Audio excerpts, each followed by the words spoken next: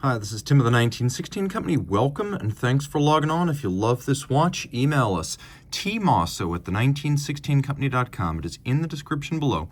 Your purchase and pricing email question line for buying this or any watch you see on any of our platforms. Reach out to us directly, tmosso at the1916company.com. Today, we're discussing a model launched in 2020 using a ultra-lightweight material that was launched in 2016 in Breitlight. This is the Breitling Endurance Pro.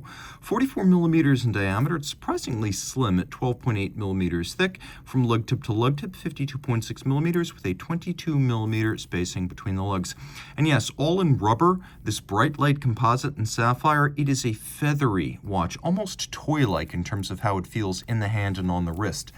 Out of the hand and onto the wrist, you can see my wrist 16 centimeters in circumference. Wears it just fine. It's comfortable. It does sit low enough that if you've got a broad enough sleeve, it is actually low enough to clear it and fit underneath the jacket cuff at least.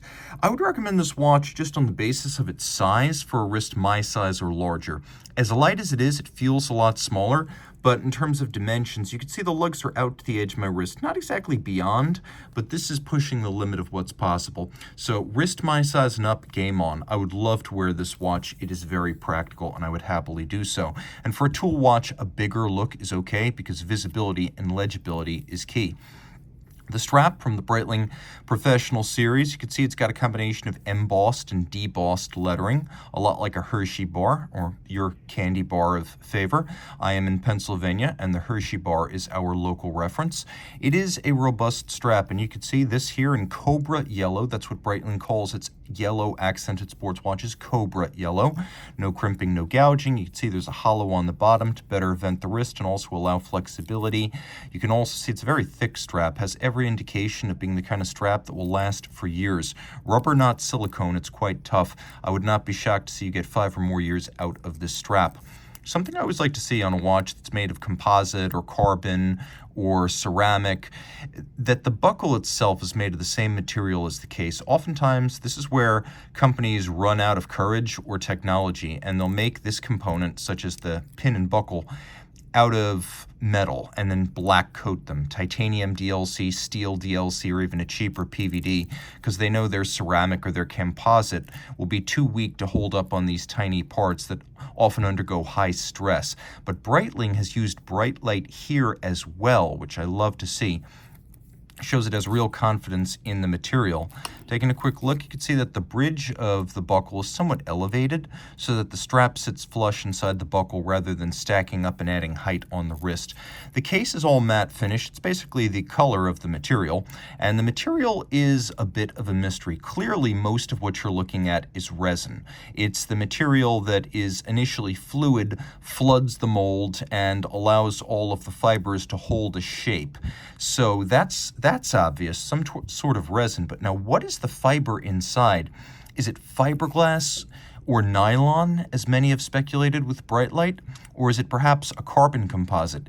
Is it one or more of those three? But the key point is that the resin gives it its shape, and then the fibers give it its composite properties, preventing a fracture or crack from running all the way through the material.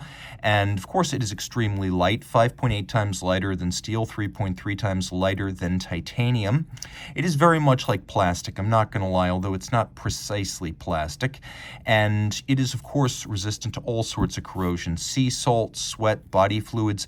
It is much less vulnerable than even stainless steel in that regard. And you can see there are character lines that have been either molded or machined into it and was likely cured in some sort of an autoclave to stabilize the material for long-term use.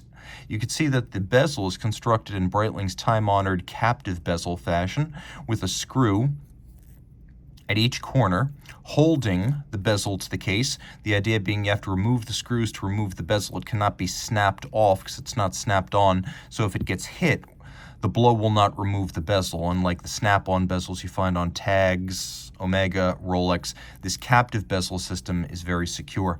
Now we have a detentless bidirectional compass rose bezel, so it has no detent. That means that it just glides smoothly, and there might be a Norglide bearing or some Teflon in there because it is super smooth and silky. Because it is a compass rose bezel, it can be used to remind you of your heading to or your heading from if you're flying or sailing or driving. It can also be used in conjunction with the visible sun and the hour hand to determine north and south. And the way this typically is done is that you point if you're in the northern hemisphere, you point the hour hand at the sun, and then a spot between 12 and the hour hand will actually be pointing south, and the north is the opposite of that. And there's also an operation you can use for the southern hemisphere to find north, south, east, and west as well. The dial features a Reho outboard, and you can see this is a pulsation scale. So the way that works, we're just going to stop everything right here, reset the chronograph. You are taking a pulse, possibly someone else's, possibly your own. You start counting until you get to 30. When you hit 30 pulses counted, that is when you stop the chronograph. So if, for example, you count 30 right there, you stop the chrono, it's 160 beats a minute. That's quite a workout. So that is how the pulsation scale works. It extrapolates that pulse rate over 1 minute to give you your beats per minute. The dial base is matte black to resist glare. You can see that we have silvered numerals as well as raised and silvered numerals. They're actually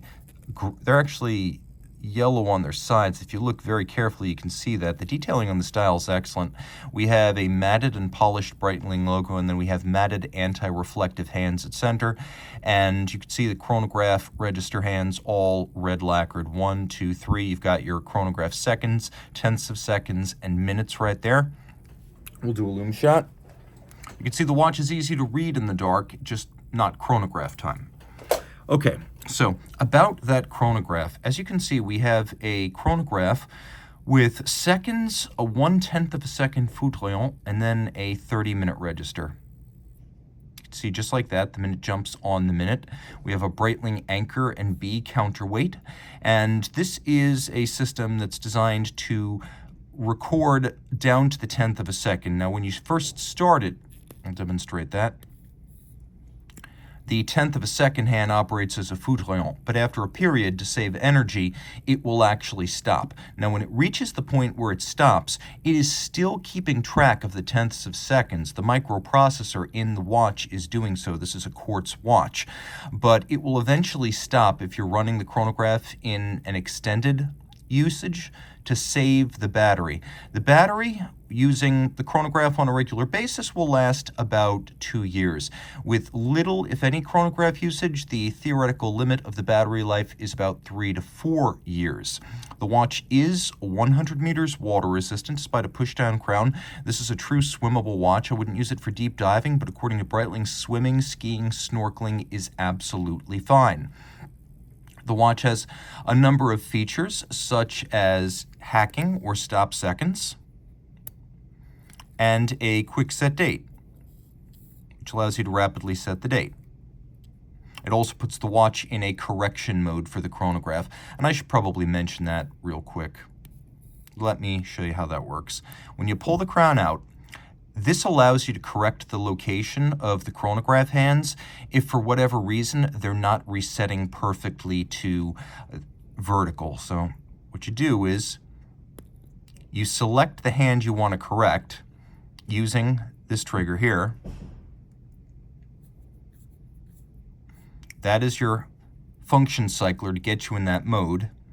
And then you use the trigger at the bottom to correct the hand that is currently enabled. So that's how that works. And you can use it if you just want to impress your friends. Very simple to operate, but it will allow you to cycle between the different hands if for whatever reason they are not resetting perfectly vertical. Okay, so the watch has a lot going on the dial side, but there's arguably even more under the surface because this is a quartz chronometer. Very few chronometers are quartz. Most of them are mechanical, which have a tolerance of -4 + 6 seconds per 24 hours. Quartz chronometers have to be precise to no worse than 25 seconds a year. Breitling SuperQuartz chronometers are 10 to 15 seconds of deviation per calendar year. Now, this is called the caliber 82. It is both a quartz chronometer and thermocompensated, so temperature will not have a dramatic impact on the precision of the watch. That's something that is very important because just as with mechanical watches, quartz instruments are extremely sensitive to changes in temperature that can lead to bad timekeeping. The watch also features a end-of-life indicator. When you get towards the end of the battery life, the seconds hand will be jumping every 4 seconds rather than on the second. Now, caliber 82, I used to think it was based on the ETA 251 family, but now, because Breitling reveals that this is a 4-joule movement, I believe it's based on the G10212, meaning this is a very upscale thermocompensated and chronometer certified cousin of the movement you will find in the Moon Swatch. So this watch has a rugged timekeeper that's very accurate, a rugged material that does a good job of hiding scratches, doesn't corrode, and feels super light. Of course, it is surprisingly 100 meters water resistant, despite a push-down crown. And by the way, all the hardware you see here is titanium. This is a watch that is a true modern-day tool watch in the strictest sense. If you're into that and you want something you can daily drive while still wearing Swiss with pride, reach out to Team Mosso at the 1916 Company for purchase and pricing details.